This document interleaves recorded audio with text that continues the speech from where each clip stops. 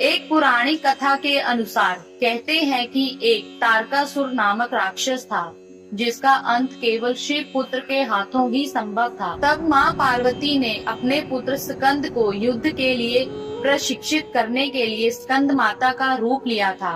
स्कंद माता से युद्ध प्रशिक्षण लेने के बाद भगवान कार्तिकेय ने तारकासुर का अंत किया था। स्कंद माता हिमालय की पुत्री पार्वती है। इन्हें माहेश्वरी और गौरी के नाम से भी जाना जाता है। पर्वतराज हिमालय की पुत्री होने के कारण पार्वती कही जाती है। इसके अलावा महादेव की पत्नी होने के कारण इन्हें माहेश्वरी नाम दिया गया और अपने गौर वर्ण के कारण गौरी कही जाती है। माता को अपने पुत्र से अति प्रेम है। यही कारण है कि माँ को अपने पुत्र के नाम से पुकारा जाना उत्तम लगता है। मान्यता है कि स्कंद माता की कथा पढ़ने या सुनने वाले भक्तों को माँ संतान सुख और सुख संपत्ति प्राप्त होने का वरदान देती है। माँ स्कंद माता की जय। नवरात्रि के 5वें दिन माँ स्कंद माता की पूजा का विधान है। स्कंद माता को मोक्ष के द्वार खोलने वाली माता के रूप में पूजा जाता है। कहा जाता है कि स्कंद माता भक्तों की समस्त कामनाओं की पूर्ति करती है।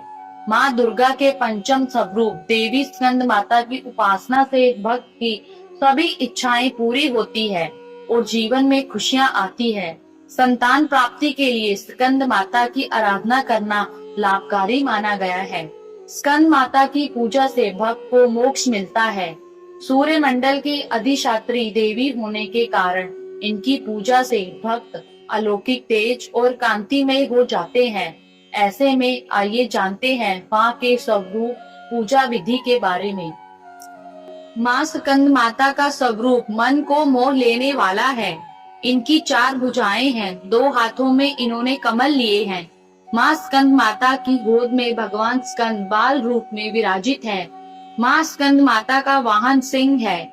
शेर पर सवार होकर माँ दुर्गा अपने 5वें स्वरूप यानी स्कंद माता के रूप में भक्त जनों के कल्याण के लिए सदैव तत्पर रहती है। माँ स्कंद माता की पूजा विधि। नवरात्रि के 5वें दिन सबसे पहले स्नान करें और स्वच्छ वस्त्र धारण करें। फिर घर के मंदिर या पूजा स्थान में चौकी पर स्कंद माता की तस्वीर या प्रतिमा स्थापित करें। इसके बाद गंगा जल से शुद्धिकरण करें। फिर एक कलश में पानी लेकर उसमें कुछ सिक्के डालें और उसे चौकी पर रखें। अब पूजा का संकल्प लेते हुए स्कंद माता को रोली कुमकुम लगाएं और नैवेद्य अर्पित करें। अब धूप दीपक से माँ की आरती उतारें और आरती के बाद घर के सभी लोगों को प्रसाद बांटें और आप भी ग्रहण करें। स्कंद माता को नीला रंग बेहद पसंद है, इसलिए आप नीले रंग के कपड़े पहनकर माँ को केले का भोग लगाएं। ऐसा करने से माँ निरोगी रहने का आशीर्वाद देती है। धन्यवाद।